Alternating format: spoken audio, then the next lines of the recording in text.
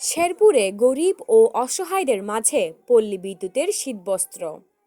শীতের তীব্রতা বাড়ায় শেরপুর সদর উপজেলার বাজিতখিলা ইউনিয়নে গরিব, অসহায় ও দুস্থ মানুষের মাঝে শীতবস্ত্র বিতরণ করেছে বাংলাদেশ বিদ্যুতায়ন বোর্ড ও শেরপুর পল্লী বিদ্যুৎ সমিতি। শীতের বিকেলে আমাদের বাংলাদেশ পল্লী বিদ্যুতায়ন বোর্ড এবং পল্লী বিদ্যুৎ সমিতির উদ্যোগে আমরা শীতার্থ অসহায় কিছু গরিব মানুষের মাঝে শীতবস্ত্র বিতরণের জন্য এসেছি।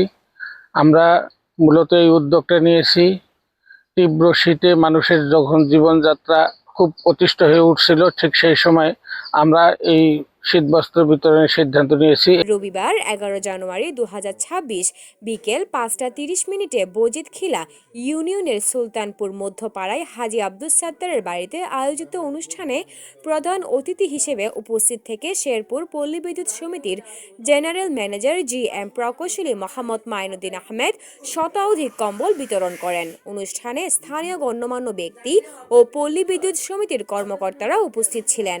বক্তারা বলেন, শীত মৌসুমে অসহায় মানুষের পাশে দাঁড়ানো সমাজের বিত্তবানদের নৈতিক দায়িত্ব।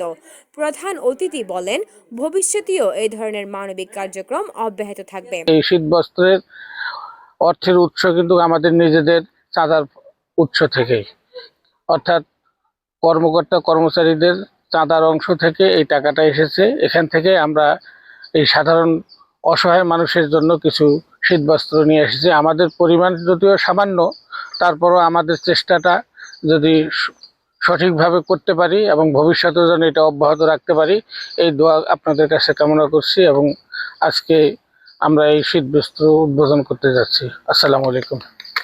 শীতবস্ত্র পেয়ে উপকারী ভোগীরা আয়োজকদের প্রতি কৃতজ্ঞতা প্রকাশ করেন। ফাহমিদা হাশেম, নকি টিভি।